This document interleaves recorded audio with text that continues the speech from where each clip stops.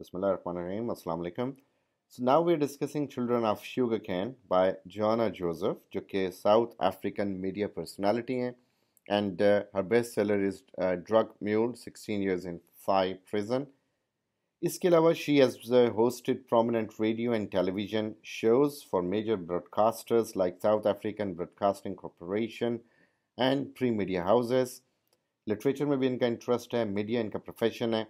सो ये जो इन्होंने लिखा that is about indenture in south Africa और उसकी हिस्ट्री. सो इंडेंचर क्या होता है? दैट इज़ लीगल कॉन्ट्रैक्ट और लीगल लॉज, वो शिकें जिनके तहत आप लेबर्स को हायर करते हो, उनसे काम लेते हो. सो यहाँ पे हमें जो बताया गया ना 1860 से 1911 तक के हंड्रेड थाउजेंड्स ऑफ इंडियंस जो थे they were brought over from India ताकि वो यहाँ पे नेटल कॉलोनी जो है साउथ अफ्रीका में वहाँ पे काम कर सकें शुगर प्लांटेशंस के अंदर, और यानी शुगर केन की जो फसलें हैं उनके लिए. सो ये एक सिंपल नहीं था जितना कि ये फिक्शनलाइज लग रहा है. तो यहाँ पे हमें पता चलता है कि किस तरह जो डिफ़िकल्टीज़ और हार्डशिप्स थी इस लेबर इंडेंचर्ड लेबर में वो लोगों ने महसूस की, फेस की, और उनकी जो लेबर थी that was sold to British colonists and like they were made to endure all kinds of difficulties. ना सिर्फ ये बल्कि हर तरह की मुश्किलात इन लोगों को बर्दाश्त करनी पड़ी जो कि गए साउथ अफ्रीका में, वहाँ पे उन्होंने इन प्लांटेशंस में काम किया और वहाँ पे मेहनत की. तो अगर हम इसके मेजर थीम्स में देखें तो एक तो डिस्टेंस एक थीम है बहुत बड़ा, क्योंकि जो नावल है इसमें टाइम फ्रेम जो है दैट इज़ ऑफ 4 डेकेड्स और 2 कॉन्टिनेंट्स हैं जैसा इंडिया और दूसरी साइड पे अफ्रीका, जहाँ पे यहाँ दिखाया गया कि शुगर केन और उससे रिलेटेड प्लांटेशंस मौजूद हैं.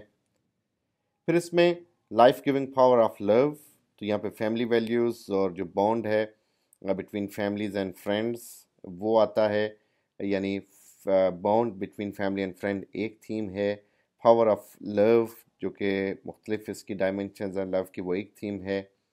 फिर जो जो बॉन्ड्स हैं जिसकी वजह से हीरोइज़म और सेक्रीफाइस शुरू होती है, और फाइनल एक्ट जिसमें शांति की रिडम्पशन है. सो ये सारे इसके मेजर थीम्स हैं. अब जो इंडेंचर्ड वर्कर्स हैं जिनको लाइक डेरोगेटिव टर्म्स में कूलीज भी कहा जाता था, इनको basically Fiji, China, India, like Pacific, यहाँ से इनको लाया जाता था और ये कॉन्ट्रैक्ट पे होते थे. और कॉन्ट्रैक्ट क्या होता था कि 5 साल या ज़्यादा कॉन्ट्रैक्ट होगा इतने अरसे का. इसमें इनको या तो स्मॉल वेजेस मिलती थी या कोई स्मॉल अमाउंट ऑफ लैंड मिलता था, या कुछ केसेस में एक प्रॉमिस मिलता था कि इस 5 साल के बाद आप अपने वतन वापस जा सकते हैं. लेकिन ये सब कुछ सेल्डम इट हैपेंड, क्योंकि जो कंडीशंस थी ये बहुत ज़्यादा हार्श थी और वेजेस लो थी. स्लेवरी का कॉन्सेप्ट ख़त्म हो रहा था तो लोगों ने इसके अगेंस्ट जाना शुरू किया, वरना बहुत सारे जो लोग थे वो इसको एज अ स्लेवरी ट्रीट करते थे. ये वो लेबर समझी जाती थी जिसमें सैलरी नहीं है, एक ईयर्स स्पेसिफिक हो गए. जिससे आपने किसी से लोन लिया तो वो लोन चुकाने के लिए 5 साल उसके पास आप मजदूरी करोगे. सो ये जो कॉन्ट्रैक्ट था इस तरह का, इसे इंडेंचर्ड कहा जाता था. सो इंडेंचर्ड कॉन्ट्रैक्ट लाइक इसमें वॉलंटरीली और पर्पसफुल ये एक एक्सेप्टेंस होती थी उस लेबर की. सो जब तक वो डेट पे नहीं हो जाता.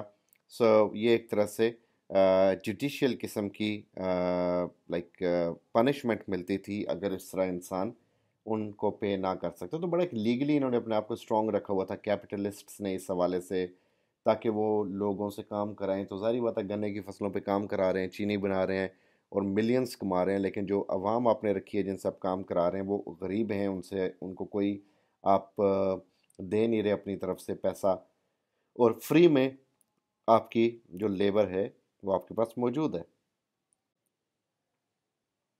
So certain events in history, so they've also served to change the profile or trajectory of South Africa as a whole. So buried within those major events are the country's minor individuals whose own stories are no more than a tiny stitch in the overall tapestry. So author Joanna Joseph has brought some of the stories to life in Children of Sugarcane. So that is a compelling novel based around the mass importation of Indian migrants to work on the plantations of Natal in South Africa. So the story is a work of fiction based on well-researched facts, and it creates a strong air of authenticity, and the story spans on 4 decades and 2 continents. So it starts in Madras in 1916, where we meet the elderly Shanti and her daughter Raksha. So Raksha has broken a cultural taboo by falling in love with an Englishman whose counterparts caused so much suffering for this nation under colonization. So यहाँ पे we come to know कि 1916 में ये novel start होता है. 2 main characters अभी बताए गए. एक बड़ी उम्र की औरत शांति, उसकी बेटी रक्षा. और रक्षा जो है उसने कल्चरल टैबू तोड़ा कि उसे एक गोरे से प्यार हो गया. तो गोरे जो कॉलोनाइजर्स थे और उस वक्त गोरे जो थे वो लोकल से उनके करीब नहीं आते थे, उनसे यानी उनसे फासले पे रहते थे, एक डिस्टेंस मेंटेन करते थे. तो एक टैबू था ये कि अगर वो आपस में उनका कोई रिलेशनशिप बनता तो ये टैबू तोड़ा गया. और और वो इस तरह के उसे गोरे से प्यार हो जाता है. फिर हम फ्लैश बैक करते हैं to find Shanti in Durban jail in 1878 before unwinding further to the poor village of her childhood in 1860s. So ये जो thoughtful way है जोसेफ का कि नॉवल को उसने स्ट्रक्चर किया और एक टाइम लाइन को बड़ा इजी बना दिया ताकि जो स्टोरी है वो बेशक मुख्तलिफ एराज और लोकेशंस के बारे में है, लेकिन इसका फ़्लो बड़ा अच्छा रहे. तो ये बड़ा एक इम्पॉर्टेंट कैरेक्टरिस्टिक है उसके राइटिंग का. सो यहाँ पे हम देखते हैं कि जो अर्ली पार्ट है इस नावल का ये फोकस कर रहा है जो यंग पुअर इंडियन गर्ल्स हैं जिनकी फैमिलीज़ कनेक्टेड हैं उन ट्रेडिशन से, ताकि उन्हें फेस सेविंग करनी पड़े और उन्हें कहीं शर्मिंदगी ना उठानी पड़े. और वो अपनी डॉटर्स को अलाउ नहीं करते, बहुत ज़्यादा फ्रीडम. सो यहाँ पे जो शांति है जो कि अपने ज़माने में टॉम बॉय थी, बड़ा एक बॉयश लुक और बॉयश उसकी हैबिट्स. सो वो रिबेल करती है ऐसे तमाम तर कवानीन से. और उसकी जो लाइवली स्पार्क्स हैं ये अट्रैक्ट करते हैं एक ओल्डर वुमेन को जो कि डेंजरस आइडियाज़ प्लांट करती है उस स्मार्ट गर्ल के माइंड के अंदर. यानी वो उसको सुनती है और उसे she brings her close to choice in education, कि चॉइस होनी चाहिए, औरत के पास एजुकेशन होनी चाहिए. और वो उस खातून को जो कि पहली बड़ी आउटस्पोकन है, टॉम बॉय है, मज़ीद इसको यूज़ करती है, एक्सप्लॉइट करती है, इसके माइंड के अंदर ये चीज़ें डालती है.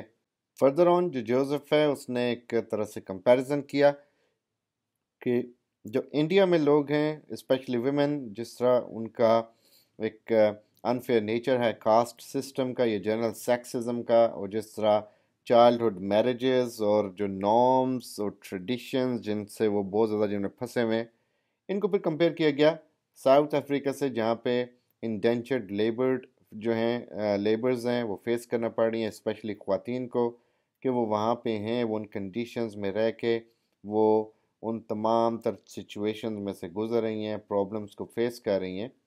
So again, the conditions are all laid bare amid the absorbing story of Shanti and her friends. और यहाँ पे जो सिस्टम है और जो बैकड्रॉप है सेंट्रल फोकस में, सो ये जो है वो इंसान के थॉट्स को इन्फिल्ट्रेट करता है.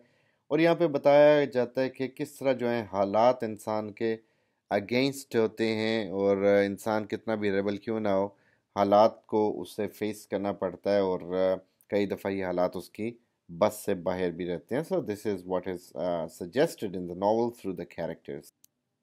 फर्दर हमें यहाँ पे फिर दिखाया गया कि जो ऑथर के पर्सपेक्टिव से जोसेफ, जो कि ऑथर भी है, रेडियो और टीवी प्रेजेंटर भी है, और उसने यानी हिस्ट्री को ऑथेंटिक दिखाने की कोशिश की.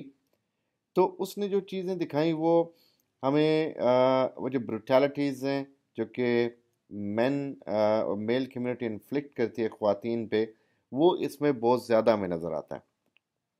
तो स्टोरी को कंटिन्यू करते हुए कि एक तो वो जो उसकी वो जो टॉर्चर्स हैं, यानी जो एक मेंटल टॉर्चर्स जिससे इसकी बेटी गुजरती है कि उसने टैबू तोड़ा, वो उसको बड़े दुख देते हैं. प्लस फिर वहाँ से जब ये निकलती है इंडिया से, इंडिया को छोड़ के ये आती है साउथ अफ्रीका में, और hoping to have a better job, लेकिन that is basically indentured labour جس میں اس کو گزرنا پڑتا ہے. سو انڈینچرڈ لیبر میں جب وہ آتی ہے تو وہاں پہ جو اس کا ماسٹر ہے اول تو وہ بہت سارے مصائب سے وہاں سے گزرنا پڑتا ہے. اسے ان ایکویلٹی نظر آتی ہے ساؤتھ افریقن سوسائٹی میں, اور وہاں پہ ویمن کے لیے کوئی پروٹیکشن نہیں ہے بلکہ ہر طرح کے مصائب ہیں, فزیکلی مینٹلی ابیوزز ہیں ادھر.